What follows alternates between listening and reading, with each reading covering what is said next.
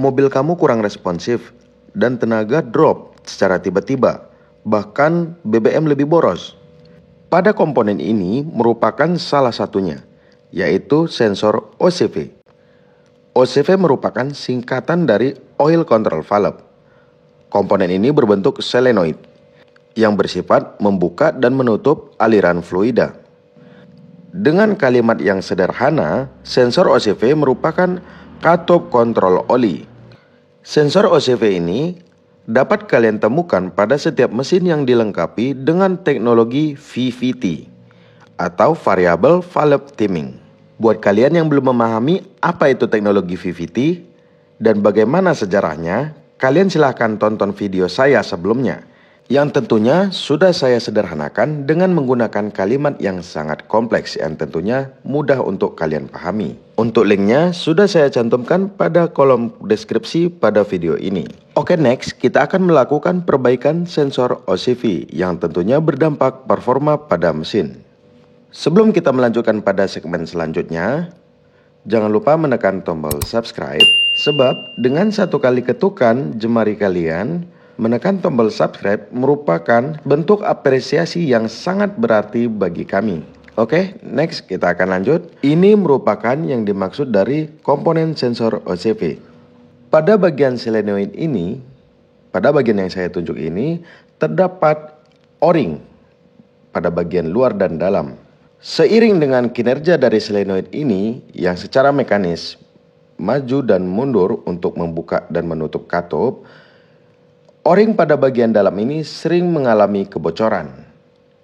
Kebocoran itu sehingga mengakibatkan oli pada sirkulasi rembes pada bagian solenoid. Di sini terdapat dua O-ring yang seperti yang saya sebutkan, O-ring pada penutup luar dan O-ring pada bagian dalam.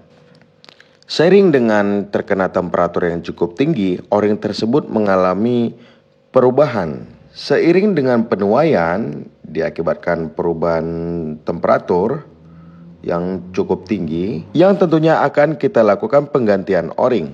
Untuk perawatan OCV ini tidak terlalu rumit.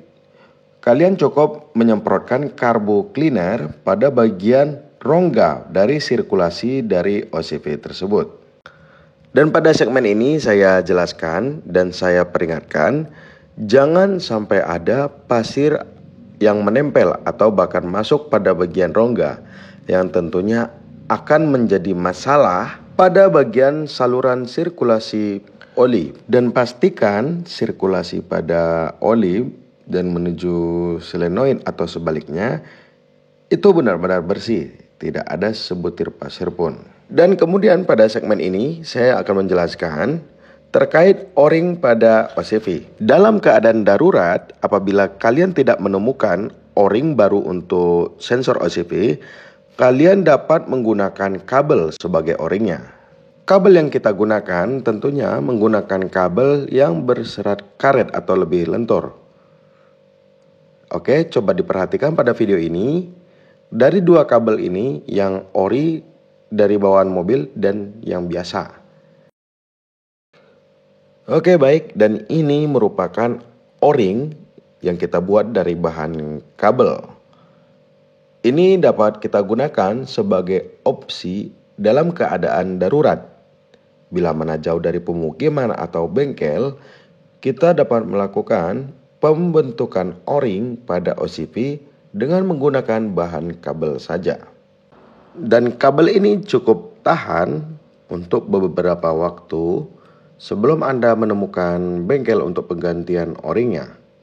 Kabel ini mampu menahan dari pori-pori kebocoran tentunya. Sehingga kita menggunakan opsi ini menjadi O-ring sementara. Dan selanjutnya silakan pasang kembali sensor OCV dan silakan rasakan perbedaan dari responsif serta akselerasi dari mesin. Sebagai akhir kata, kebocoran dapat mempengaruhi dari sistem kerja dari OCV dan juga tentunya mempengaruhi kerja dari variable timing valve. Semoga bermanfaat. Jangan lupa subscribe untuk info otomotif lainnya.